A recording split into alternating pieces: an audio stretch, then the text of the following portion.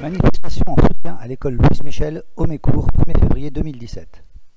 Depuis quelques jours, une rumeur circule sur l'éventuelle fermeture de cette école maternelle. L'information d'abord démentie sera confirmée. Les parents et nourrices concernés ont rencontré dès lundi les élus de la commune et notamment le maire, Jean-Pierre Minella. Il semble que cette réunion n'a pas rassuré les parents, des mots ont même choqué comme ghetto. La municipalité regrette ce dérapage car le mot n'aurait été employé que dans le discours des responsables de l'éducation nationale dans le sens opposé, à savoir éviter que le quartier-gare ne se transforme en ghetto. La municipalité a surtout confirmé la fermeture. Elle a aussi écarté toute possibilité de mise en place d'un transport. Ce dialogue n'a pas convaincu les parents qui auraient voulu avoir leurs élus locaux à leur côté. Ils constatent que ce n'est pas le cas, les responsables politiques considérant la décision de l'inspection académique comme irréversible. Une manifestation a été organisée ce mercredi 1er février 2017, réunissant une quarantaine de personnes qui a fait le trajet à pied de l'école Louise Michel jusqu'à la mairie d'Haut-Mécourt. Un dispositif important de policiers venus de Briey a été mis en place, ce qui fait dire à un adjoint au maire qu'il y a presque autant de forces de police que de manifestants. Ceux-ci ont toutefois assuré la sécurité.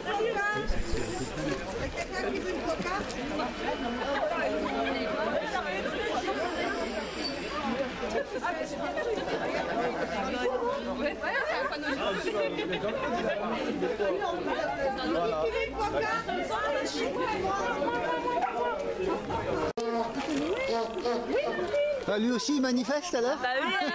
Il a mis le chat. Merci.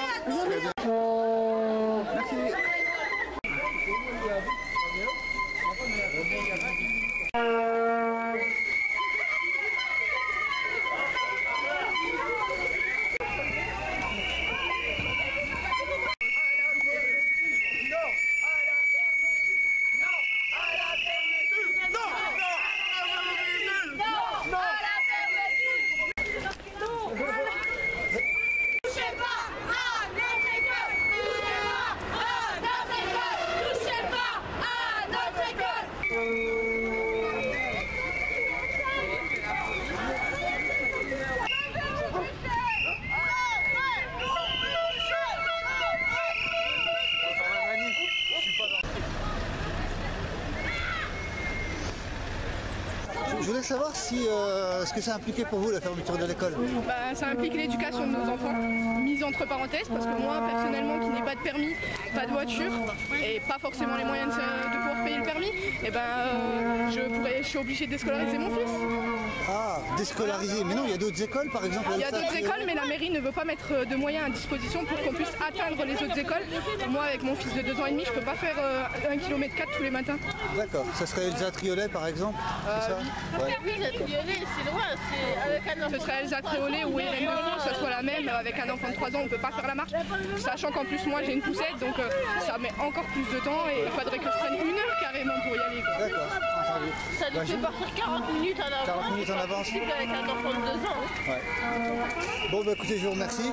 Qu'est-ce que ça implique pour vous la fermeture de l'école? Ça applique déjà par rapport aux mamans. Oui. Disons, ils peuvent perdre leur emploi par rapport à ça. Et comment dire ça et puis le chemin. Sans véhicule. Parce que quand même, il y a quand même 2 km combien? De chez nous, il y a 1 km 2. 1 km 2. 1 km 2 pour aller à Triolet? Pour aller à Triolet. Voilà. Et les 800 mètres du maire, je ne sais pas où il les a vus, mais c'est impossible. Impossible. À vol d'oiseau peut-être. Il va peut-être faire vol d'oiseau, mais pas à pied avec une poussette. Comme moi, je suis assistante maternelle. Une poussette double avec des petits qui marchent, sur les trottoirs en plus. Il y a des trous partout, c'est impossible. D'accord.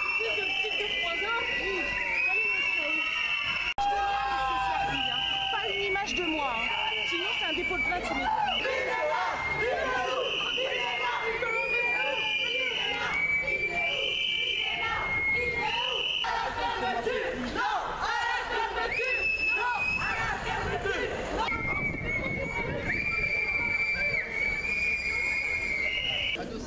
Ça va, attendez les chers. Oui, il va retourner sa veste encore une fois. Sauvez nos enfants!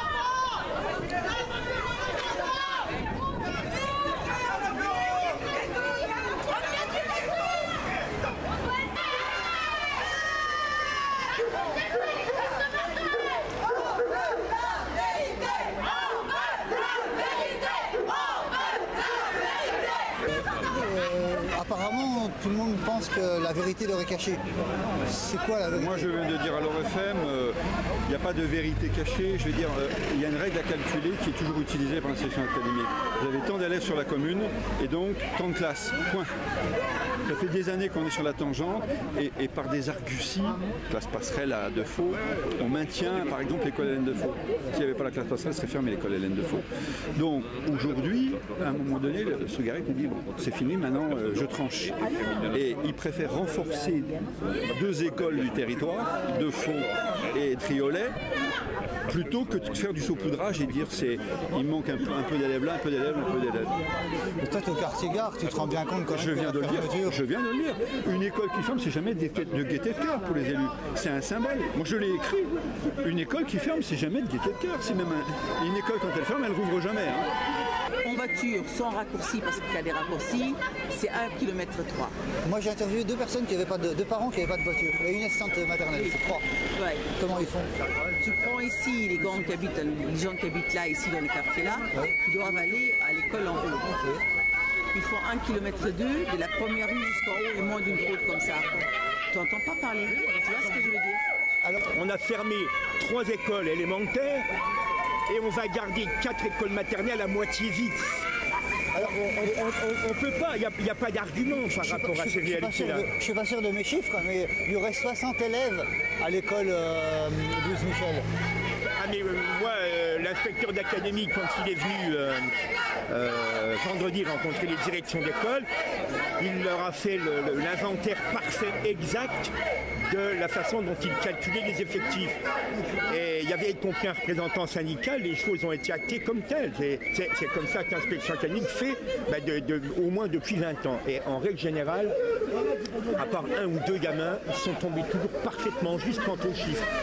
Hier, tu as bien repris, tu as bien des parents, on dit on a 48 élèves. L'école est faite pour accueillir 75 élèves. 3 classes, 75 élèves. Tu fais comment? Et on a déjà un système de transport. Pour les primaires. Oui, qui nous coûte 50 000 euros. Voilà. Mais le problème du transport en maternelle, à mon avis, c'est un faux problème. Les parents, quand ils sont venus lundi, la première chose qu'ils nous ont dite, c'est que devant l'école, c'était le bazar, parce que tout le monde venait en voiture, oui, ça, et il y avait 2 mamans ou 3 mamans avec des poussettes, elles ne pouvaient passer ni sur la route. Donc c'est un faux problème. Dans toutes nos écoles aujourd'hui, d'ailleurs on a eu le même problème à l'école élémentaire Barbus, c'est pas très juste, c'était en juin, les parents demandent des places de parking et ils veulent venir en voiture. Voilà. Vendredi, vous devez nous voir. Oui, c'est ça. Je suis Madame Leplan. Monsieur l'inspecteur de l'académie. Voilà, nous on veut le voir tout seul. On vient demander à M. Tonureau, il a dit qu'il était possible de le voir parlementer pour raconter le grief, mais seul. La colère des parents et des professionnels concernés, nourrices, s'est exprimée quelquefois par des propos excessifs, mais les manifestants ont présenté 2 revendications. Premièrement, rencontrer le responsable d'ASEN de l'Éducation nationale, seul, sans la mairie, un point qui montre le peu de confiance qu'ils accordent à leurs élus. Deuxièmement, obtenir qu'une des nourrices, celle qui avait été avec les parents dès la première heure de ce bras de fer, Jennifer Naudin, soit présente lors de cette réunion portant à 5 le nombre des membres de la délégation autorisés à être présents. Sa mise à l'écart par les organisateurs de la rencontre ne se justifiait pas, et cette maladresse renforce encore la méfiance ambiante. Ces 2 demandes ont été accordées par André Martin, premier adjoint au maire de Mécourt, sous réserve bien entendu de l'accord probable de tous les intervenants, à commencer par le DASEN. À suivre donc. Normalement, c'est pas prévu comme ça, donc arriver monsieur le maire, etc. là aussi. Mais c'est facile de dire qu'il n'y a pas monsieur le maire tout seul, nous on veut... Ah non, mais il vous parlera tout seul, il vous parlera tout Non, mais nous on veut le voir tout seul, l'inspecteur. Écoutez, on va demander à monsieur l'inspecteur s'il est d'accord ou non, hein, donc... Je ne vois pas pourquoi il ne serait pas d'accord. Vous l'avez vu entre vous. Mais non, mais je vous rassure, les choses que vous dites sont faux.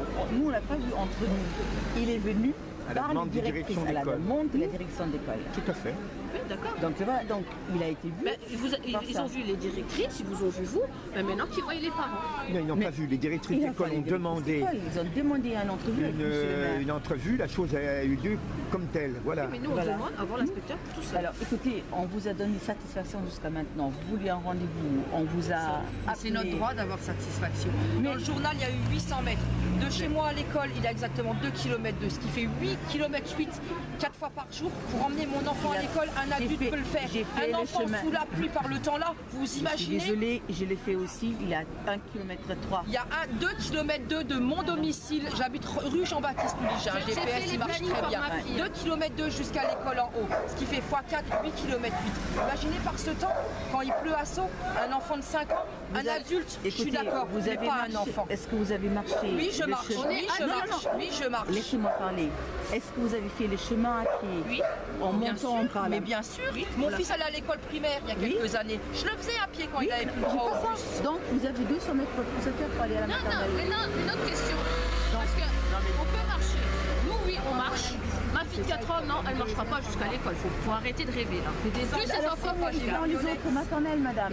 Non, mais attendez, la maternelle, ils sont tous à proximité. Mais vous avez les primaires. Alors maintenant, on va prendre le cas des primaires. On ne prend pas les primaires. Si, parce qu'il y a un bus de primaire. Vous nous obligez à être présents à la montée du bus et à la descente du bus. Donc, moi, je suis nounou. J'ai une primaire qui descend du bus. Je dois aller chercher ma fille dans une école maternelle. Je dois être présent au bus, aller chercher ma fille à l'école maternelle. Je fais comment? Bah, écoutez, ici l'école maternelle est ici, donc dans les quartiers Elsa Triolet. Vous descendez, vous récupérez votre fille en même temps. Non. Bah si. Bah non. Pourquoi je mettrais ma fille à Elsa Triolet si moi je veux la mettre à Hélène Defoe, puisque nous avons le choix de choisir la maternelle. Vous mettez à Hélène Defoe, mais après ça c'est votre problème. Ah oui. Et ma copine qui est sans permis, qui a une licence maternelle. 3 enfants, elle les a fait en mois de septembre. C'est honteux. Arrêtez de dire qu'on peut marcher. Ah non, ce sont des enfants marcher autant, c'est pas des marionnettes. Pour l'affectation en école maternelle, on vient à la mairie, c'est comme ça que ça se passe, et c'est la mairie qui affecte dans les écoles. Quand il y a une charte scolaire. Mais c'est pas l'essentiel, on vous a dit l'autre jour quand on nous a reçus, que, y compris les cas particuliers, on les a toujours pris en compte. Mais moi je suis nounou, j'ai une gosse à l'école à la mairie Jeuf, un gosse à Daniel Casanova, une à la primaire à Homécourt, sa fille va à la maternelle. Elle a une gosse à la primaire, elle va faire sans permis comment? Puisqu'on doit être présent au bus. Et comme le bus n'est jamais à l'heure qui est prévue, on fait comment?